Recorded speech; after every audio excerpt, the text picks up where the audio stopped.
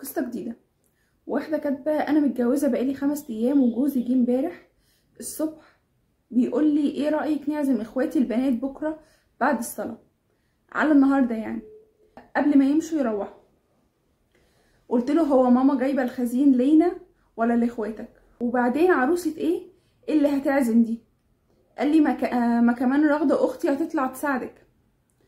قلت له: لا معلش تعبانه. راح سكت. قال لي: عندك حق، انا كفيل باخواتي وابويا وامي. ونزل لقيته راجع بمكرونه اقلام ولحمه مفرومه ولحمه عاديه و4 فرخات وخضره وطماطم. ونزل بالليل جاب كرنب من الناس اللي تحت الفلاحين. ورن على اخته، لقيتها مطلعه مع ابنها بتنجان وكوسه مقورين. وجاب كل ده وما قالش ليا اي حاجه خالص. قلت له: انت بتحطني قدام الامر الواقع، انا مش هعمل حاجه برضه الا بمزاجي. ضحك وقال لي: خلي مزاجك على جنب. وقعد غسل الفراخ ونقعها بميه وملح وليمون كانه عارف بتتعمل ازاي.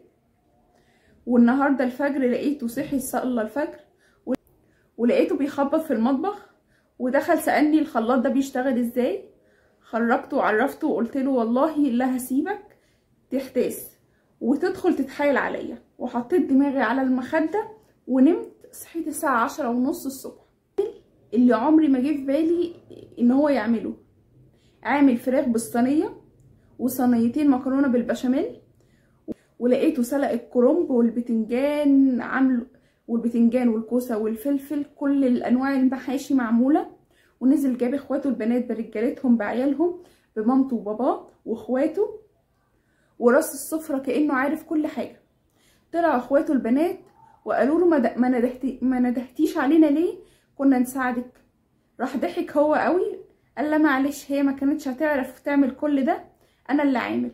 واكلت المحشي، وربنا احلى محشي كلته في حياتي. وشلت السفرة وغسلت الاطباق انا واخته وباقي الحاجات، وعملنا شاي وقعدنا حوالي ساعة او وكده هو واخته وعيلته كلهم. وكنا قاعدين فرحانين.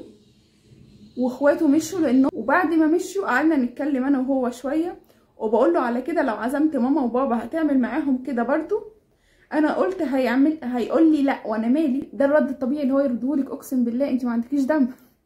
هو برضو يعني مش طبيعي ان واحده لسه عروسه تعزم اهل جوزها، مش طبيعي. تمام، بس حكم الراجل يعمل ده كله؟ ايه ده انت راجل سكر يا اخي. انا قلت اقلب الترابيزه عليه، لانه اكيد لما هيعزم اهلي مش هيعمل، فمش هيعمل نفس اللي هو عمله مع اهله. قال لي: وافرش ليهم الارض ورد كمان، اصل ولاد الاصول ما حدش يعدل عليهم. وما عرفتش اقلب الترابيزه عليه. وبيضحك ويهزر عادي. وهي خايفه دلوقتي انها تتطلق، يعني مش عارفه تعمل ايه. يعني هي حاولت تقلب الترابيزه عليه عشان شكلها بقى زي الزفت خالص. وبجد هي حلم يعني ما بين البنين. يعني مش طبيعي ان واحده عروسه لسه الصبح في اول اسبوع جواز ان هي تعمل اكل لاهل جوزها وتعزمهم وما اعرفش ايه. مش طبيعي، ده مش العادي يعني. بس في نفس الوقت هو قام بالليله كلها بسم الله ما شاء الله، الله اكبر يعني. اكتبوا لها في الكومنتات المفروض تعمل ايه. مش عارفه، حاولي تصلحيه كده. مش عارفه.